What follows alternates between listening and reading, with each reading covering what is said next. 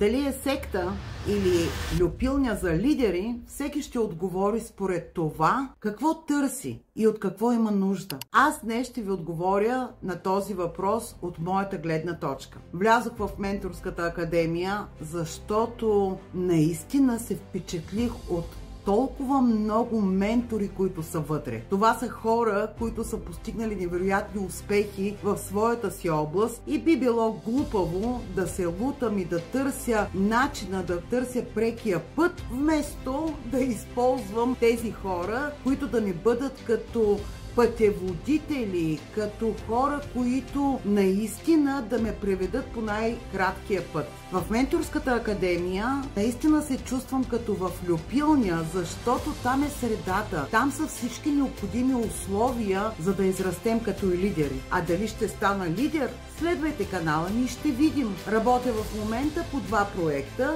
Единият е природата вкъщи. Тези от вас, които ме познавате, знаете, че повече от 14 години предлагам медицинските изделия на компания Цептер, които се използват и в домашни условия. И благодарение всъщност на това, че от повече от 14 години се занимавам с директни продажби, реших, че е време да споделя своя опит в продажбите и така достигам до втория ми проект, а именно тренировъчната школа по продажби. Дали ще се превърна в лидер? Следете канала ми и ще видим. А още по-добре е, ако решите да вървим заедно по този път. Момент, аз не съм представител на екипа на Юли Тонкин, но най-лесното, което може да направите, е да напишете в интернет Менторска академия Юли Тонкин и ще ви излезе със сигурност информация как да кандидатствате за тази академия. Надявам се